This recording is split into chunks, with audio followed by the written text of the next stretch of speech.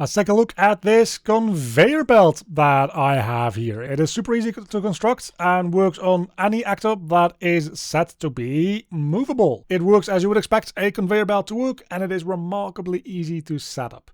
We're going to work on just the functionality for today. The material is a whole thing in and of itself, which we might take a look at in a separate video, maybe a week after this one. And for that, we'll start with an entirely clean project, the finished version of which will be, as always, down below in the description for you to check out if you're a YouTube member or a patron. To get started right away, let's make a blueprint class here, BP, and we'll call this just pusher. I showed it as a conveyor belt. You can use this as a air current. You can use it as a water current. Anything that pushes the player or any actor that falls within it into a certain direction, it can do that, of course. For the functionality, we need two basic things. Number one is a box collider, and number two is, if we just select the default scene route so that we know that we're attaching it to the right thing, is an arrow as well.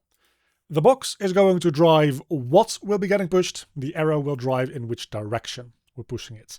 But before we get started with the functionality of pushing things around, I personally really hate having to set up box colliders like this with all these specific numbers, and then I need to move it into place and all that kind of stuff. I want to just have one gizmo in the editor that takes care of all that for me. So we're going to do that first. It's a super quick thing to do. We'll make a variable and call that size and make that a vector variable. Make sure it is instance editable. And now once it is, we can set it to show 3D widgets. Vector variables have this very nice property that if you have them expose and spawn with a, well, did I call it a widget? I meant a gizmo. Enabled, you have this movable gizmo in the editor that will update the value of the variable as you move it around. We can use that to drive the location and the size of this box through the construction script without too much work. First, I'm going to get the size by holding down Control and dragging it in, and then I'm going to be setting the size as well, because I want to clamp this Z to always being the same value.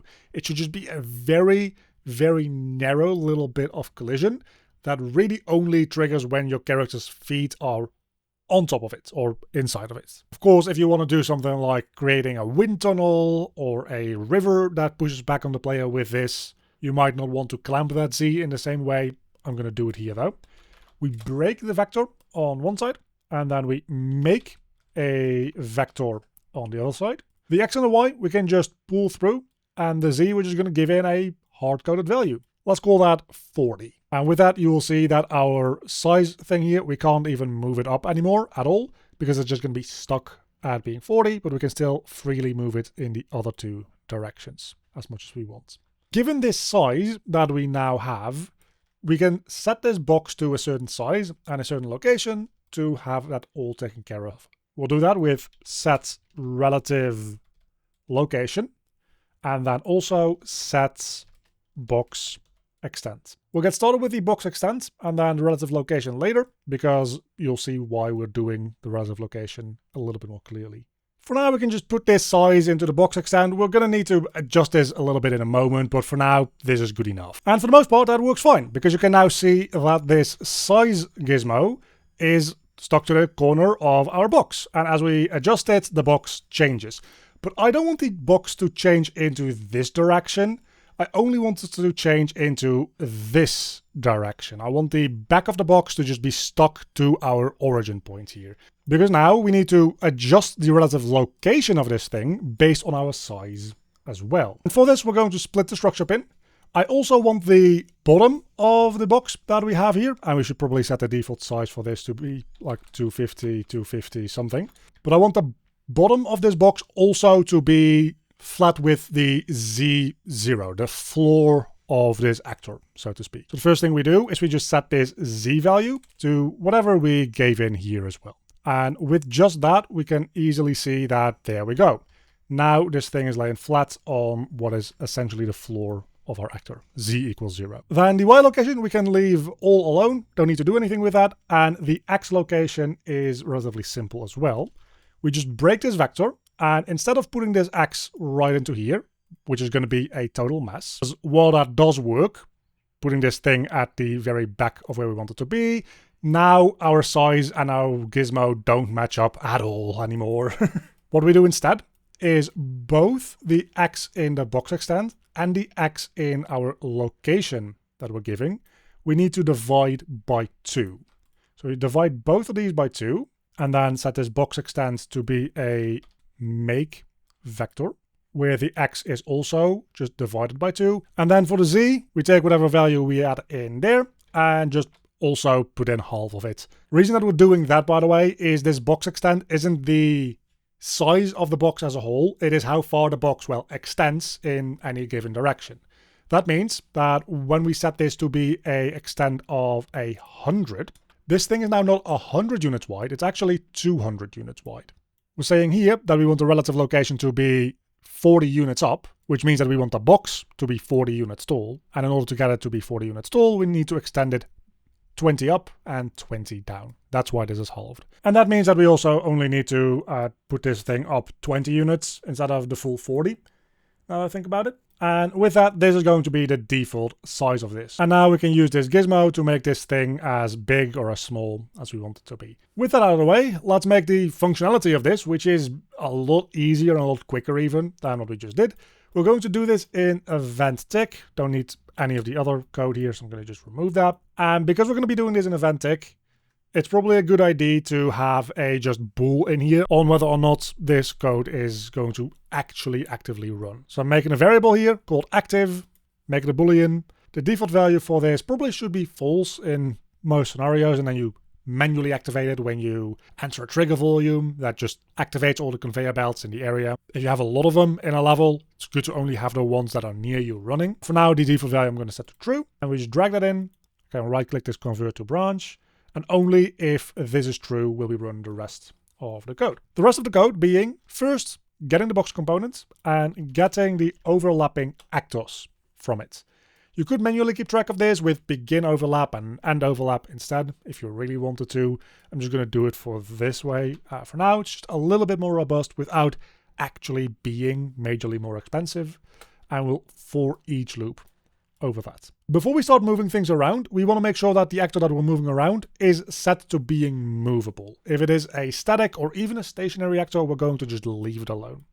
And for that, we'll get the root component, because the root component has a mobility enum on it. That mobility enum, we can just check equal equal, use the top one here, equals enum instead of the normal equal operator, because this gives you the nice little drop-down menu. And we just check whether or not it is movable. If it is not movable, we are just gonna ignore it, which means that we set this thing itself also to being non-movable, either static or stationary, doesn't really matter. I'm gonna go for static right now. And we also set the box itself to being static. This way it prevents you from having it move around the floor that you put it on, or even have it move around itself.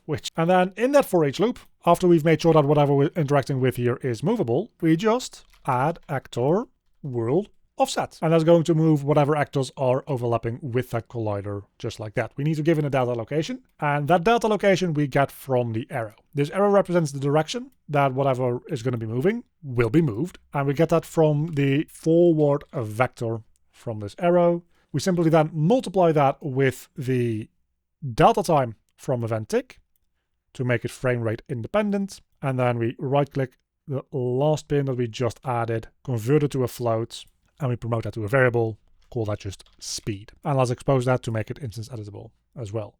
And that will be our data location. And believe it or not, we have the entire pusher just working now. Set the speed value by default to something like 500. And if we just, I think it was right over here, we will get pushed around when we're inside of that volume, just like that. It's nice to have a bit of a visualization for that though.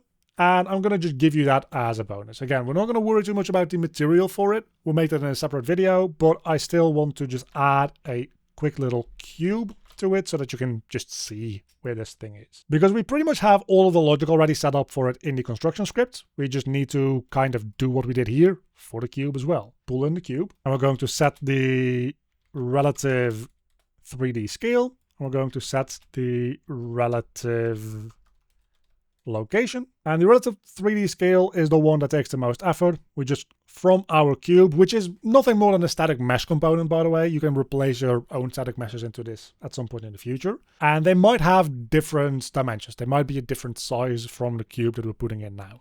And that is why we want to get the static mesh from that component, because from that we can get the bounds of this thing. And if we just split the structure pane that outputs, we can get the box extend that represents our static mesh. This is just a bounding box of how big the whole mesh is considered to be. And if we just take our size that we have here and we divide it by that box extend, we essentially just get a normalized value that we can use to set the relative 3D scale of this thing. And if we do that, you will see that in the event graph, now in the viewports, it now is scaled properly. It's a little bit on the big side because obviously it's very, very thick. So what we're going to do instead is I'm going to split both of the structure pins. X and Y are just going to get pulled through, and the Z I'm just going to put in 0.05 to make it a very thin, flat little thing. Just like we did before, the X needs to be divided by 2 before it goes in, so that it is the proper actual size, and then we just need to offset it by half X as well, which means that set relative location, X and Y and Z can be split, Z and Y left alone, and the X will just be our size, split it as well, X divided by 2, going into the X, and now we have a very temporary, very ugly, but still properly scaling and working white plane that scales and grows with the size that it needs to be. And a very big thank you to all my Patreons. You can see them on screen right now. If you want to help support the channel or get any of the project files in any of my tutorials, there's a link down below to the Patreon page to support me, or alternatively as a YouTube member. With a special thanks to my Cave student tier supporters Oiku and Earl Monseville Erno, and my Cave Digger tier supporters Mauricio Ferias, Cheng the Dude, and Joshamator.